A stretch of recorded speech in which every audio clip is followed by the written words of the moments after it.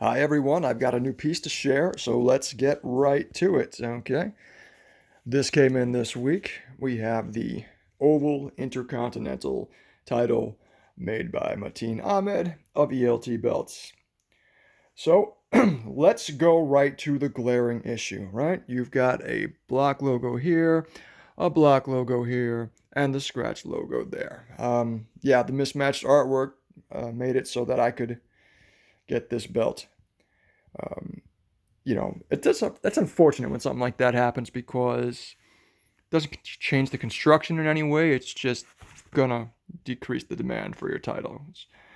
But I never really liked this design as a teenager. Um, I was partial to the Reggie Classic, and until I actually held it, it just wasn't for me. Since I've gotten this, I like the way it feels, honestly, as a belt. It doesn't go too high or low when you handle it. It's just um, it's large enough and it has a nice shape. So let's take a look at this end to end. We have the leather. We have a JMAR plate. Right. We have our two side plates. One of the things I thought about while I was looking this over is I'd really fancy to see this done dual plated. Like if we had nickel inside the recessed areas with gold around the border and on these um, bars, I think that would look pretty cool. Might be on somebody's to-do list. Yes. So this is a standard uh, fare for Mateen. He's the most prolific belt maker that I think is in the market right now. Um, I swear the guy probably delivers 100 belts a month. And good for him. Yeah, you keep up with the demand. You have happy customers. You do good business.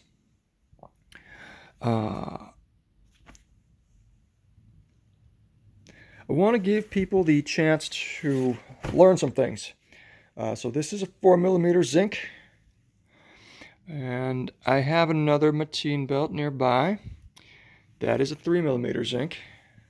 Oftentimes people are going to wonder what's the difference between a 4mm and a 3mm.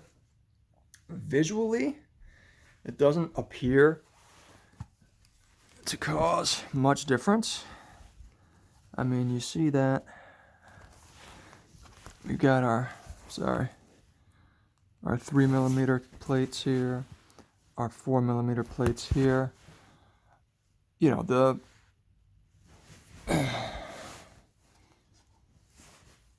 mean, we're talking the thickness of a dime as far as difference. What I do notice, though, is that the weight of the belt seems significantly impacted. And that's not apples to apples, because these plates are noticeably larger than the ones on the other belt. But it feels a lot denser when you have the thicker plates. I want to take a look at leather. If we compare leather, you can see, and these two belts are by the same maker.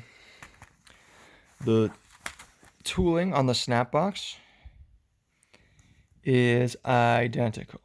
That means that they use a stamp that just does the whole pattern, probably in 3 strokes of a hammer. Traditionally, a hand-tooled leather strap will have this all done, with Tandy tools, and that's why those American quote-unquote leather straps are in demand and they fetch a higher price. They're just a lot more work.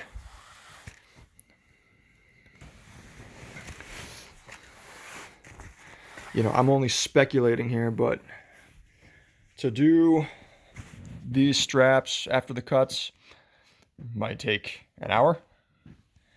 And then the traditional way, it'll probably take a day.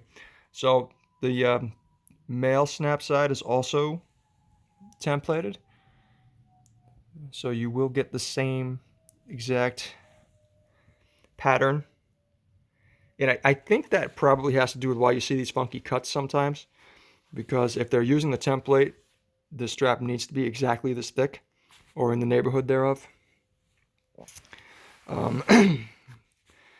You might even notice on this belt the strike is harder. There's more definition in the wrinkles. Here we fell flat in the middle. So whoever made this one was trying to work faster.